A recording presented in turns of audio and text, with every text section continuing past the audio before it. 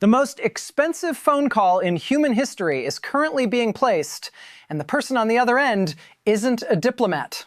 They aren't a career bureaucrat with a degree from Sciences Po or a lifetime of strategic patience. They are a creditor.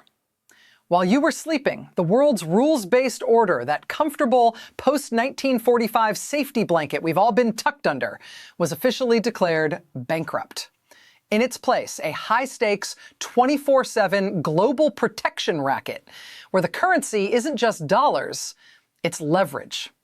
The paradox is this. At the exact moment Donald Trump claims the Iranian regime is calling numerous times to beg for a deal, he is simultaneously moving a carrier strike force into their backyard.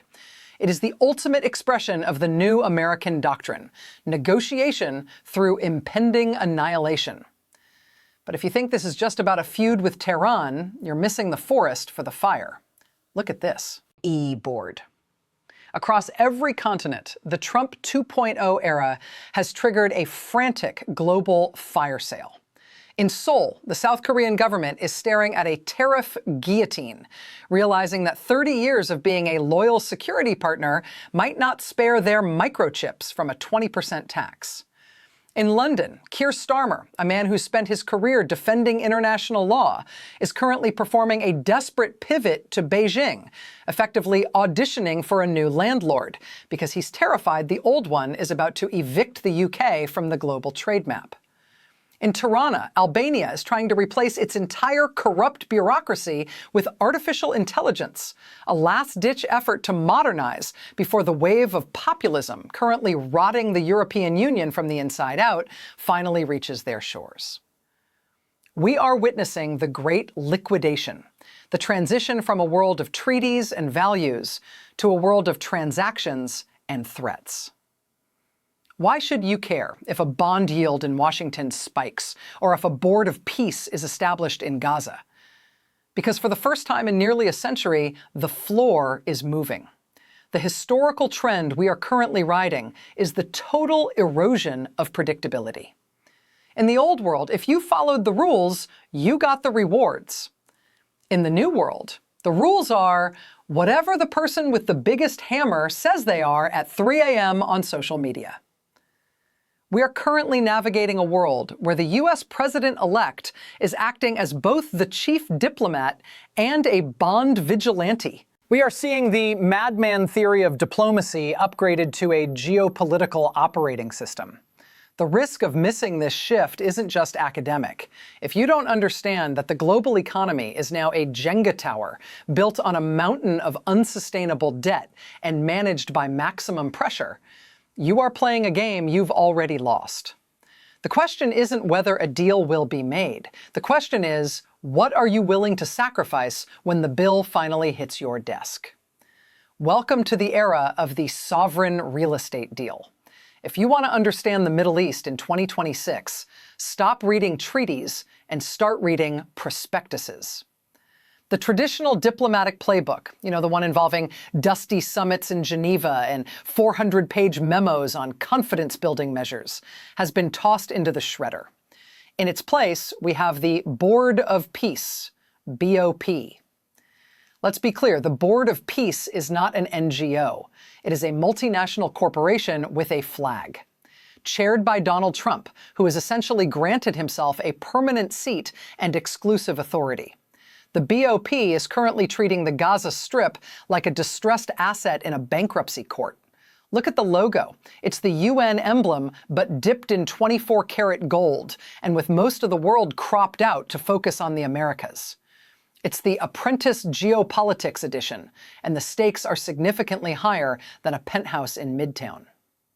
To get a permanent seat on this board, you don't need a history of humanitarianism. You need $1 billion in cash. It is the ultimate pay-to-play model of international stabilization. Think about the irony. For decades, we were told that peace was a universal human right. Under the BOP, peace is a premium subscription service. If you're the UAE, Qatar, or a high-net-worth private equity firm, you're in the boardroom. If you're the Palestinian Authority, you're not even in the building. The vision presented at Davos by Jared Kushner wasn't a peace plan, it was a developer's pitch. The pitch? New Gaza and New Rafah. 180 skyscrapers, data centers, AI-managed industrial parks, and a coastal tourism zone. The historical rhyme? It sounds suspiciously like the Greater East Asia Co-Prosperity Sphere, but with more F-35s and fewer landmines. Kushner's maps show pink zones for luxury hotels where refugee camps currently stand. It's an attempt to solve an 80-year-old ethno-religious conflict with a gentrification project. The logic is as cynical as it is brilliant. If you give people enough high-speed internet and vocational training for full labor force participation, they'll stop fighting over the land. But there's a catch. There's always a catch. While the board talks about skyscrapers, the International Stabilization Force, ISF, led by U.S. General Jasper Jeffers, is tasked with the comprehensive demilitarization of the enclave. Translation: the U.S. is essentially acting as the world's most heavily armed HOA, enforcing rules that have never been voted on by the people living there. But you can't build a Gazan Riviera if the neighborhood is on fire. This brings us back to that aircraft carrier, the USS Abraham Lincoln, and its armada. The narrative being spun is that Iran is calling numerous times to make a deal. Why? Because the pressure isn't just economic anymore. Following the June 2025 strikes on Iranian nuclear facilities, which the White House famously claimed made previous strikes look like peanuts, Tehran is staring at a total systemic collapse. The maximum pressure campaign has evolved. It's no longer about stopping a bomb. It's about forcing a total surrender of regional influence in exchange for normalization. It's the ultimate art of the deal move. You burn your opponent's house down, then offer to sell them the lumber to rebuild it, at a 40% markup, of course. We've seen this before, though never with this much audacity. This is a return to the Concert of Europe model from the 19th century, where a handful of great powers sat in a room and redrew the maps of Africa and Asia over cigars. The weak arguments from the international community are easy to debunk. They cry that this erodes the UN. Newsflash, the UN has been a paralyzed debate club for years. The Trump administration isn't eroding the UN, they're just acknowledging it's already a ghost. The Board of Peace represents the politics of brokerage. In this model, 1, sovereignty is a variable, not a constant. 2, peace is a commodity to be traded. 2, leverage is the only law. Critics call it naked imperialism. Proponents call it getting things done. But let's look at the dark humor of the situation.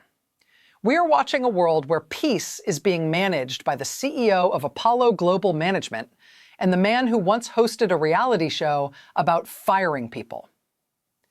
Diverse perspectives will tell you this is about stability. But look closer at the board members. Ajay Banga, World Bank. Mark Rowan, Apollo. Jared Kushner, Affinity Partners. This isn't just about stopping wars. It's about capital mobilization. With the global bond market in a tailspin and government debt hitting mountain peak levels, the US can no longer afford to be the world's policeman for free. The Board of Peace is essentially a way to outsource the costs of empire to the highest bidders, while retaining the chairman's veto.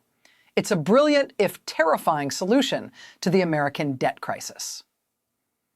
If you want us to keep the carriers in the water, you have to buy a seat at the table. You might think this is a spectator sport. You might think that because you aren't an Iranian diplomat or a South Korean chip manufacturer. This great liquidation doesn't reach your doorstep. But here is the cold, hard truth. The transaction is coming for you, too. For 80 years, we lived in a world where the rules were the foundation. You went to school, you bought a house, you invested in a 401, and you trusted that the system, the Pax Americana, was a stable, unchanging constant. But that system was built on a mountain of debt that has finally hit its peak. What we are witnessing is the global margin call. In the next 24 months, the word ally will be retired to the history books, replaced by the word partner. Allies have shared values.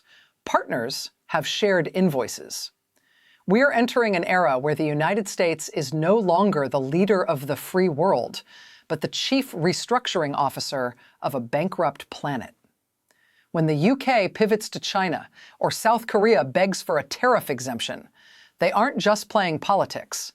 They are trying to survive the transition to a world where the art of the deal is the only law left standing. The Jenga tower of global debt and maximum pressure diplomacy is a high-wire act with no safety net.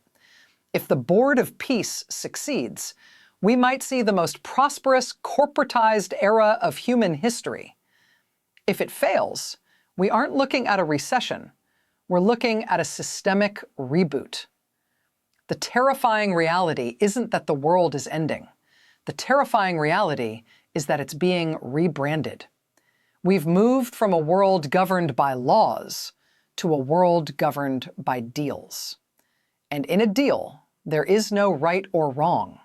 There is only the person with the most leverage and the person who is most afraid. So as you watch the carriers move and the bond yields spike, ask yourself one question. In this new global order, where everything from the peace in your backyard to the price of the phone in your pocket is up for negotiation, what exactly is your leverage?